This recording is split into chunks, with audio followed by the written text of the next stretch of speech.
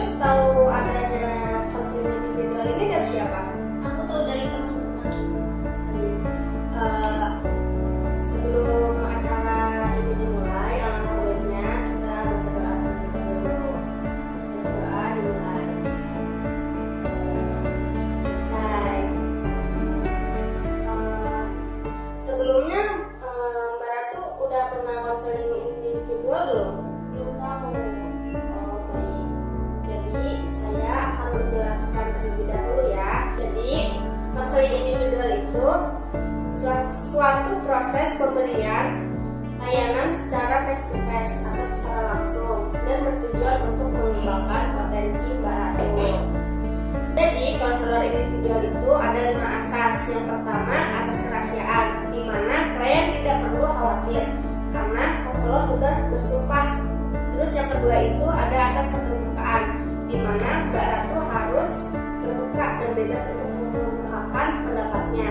Yang ketiga itu ada asas kesukarelaan. Nah, Mbak Ratu kesini dengan sukarela ya. Nah, alhamdulillah. Terus yang keempat itu ada asas kekinian.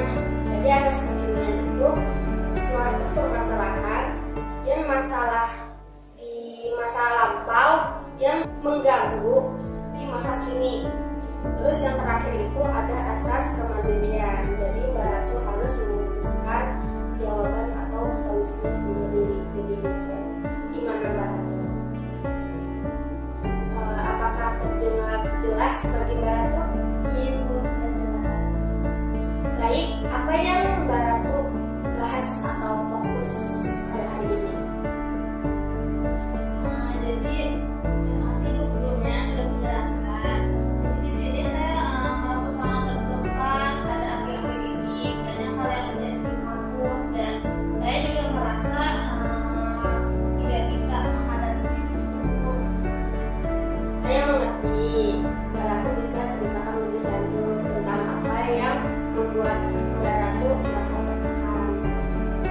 Itu pertama-tama di sini saya merasa beban akademis semakin berat, terus tugas dan ujian datang bertubi-tubi dan saya merasa kesulitan untuk mengatur waktunya itu Bu.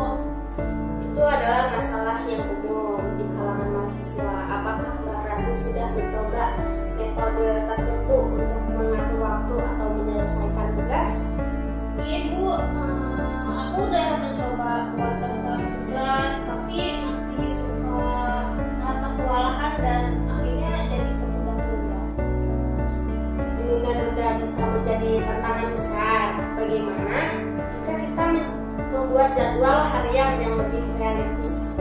Kita bisa memasukkan waktu istirahat agar Mbak Ratu tidak merasa terlalu terbebani. Baik Ibu, itu sepertinya membantu. Selain itu saya juga merasa kesepian. Saya belum bisa bergaul dengan teman-teman kelas. Kesepian bisa sangat sulit, terutama di lingkungan baru seperti kampus. Apakah Mbak Ratu sudah mencoba bergabung dengan organisasi atau kegiatan ekstrakurikuler? Belum sih Bu, cuman di sini aku merasa kayak ragu untuk bergabung karena takut diri aku ini tidak cocok dengan orang-orang yang bisa. Oh, rasa ragu itu wajar, namun bergabung dengan organisasi bisa menjadi cara yang baik untuk bertemu orang baru atau membangun jaringan hubungan. Mungkin kita bisa mencari kegiatan yang sesuai dengan minat Mbak Ratu. Di sini Bu, aku suka musik. Mungkin aku bisa mencari suatu kampus saya Bu. Ya, itu ide yang bagus.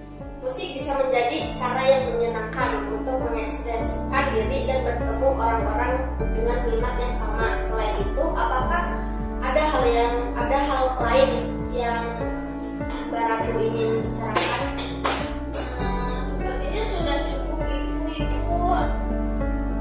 Mbak Ratu harus memutuskan jawaban dan solusinya itu seperti apa. Baik Ibu, jadi di sini solusinya aku harus mencoba membuat daftar tugas dan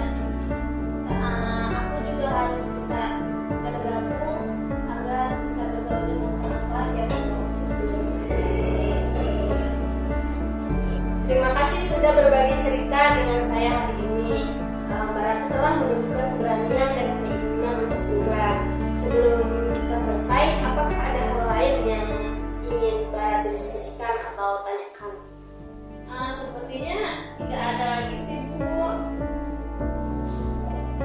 Jika Mbak Ratu merasa butuh dukungan lebih lanjut, saya ada di sini untuk membantu. Kita bisa membuat pertemuan lagi jika Mbak Ratu itu merasa membantu.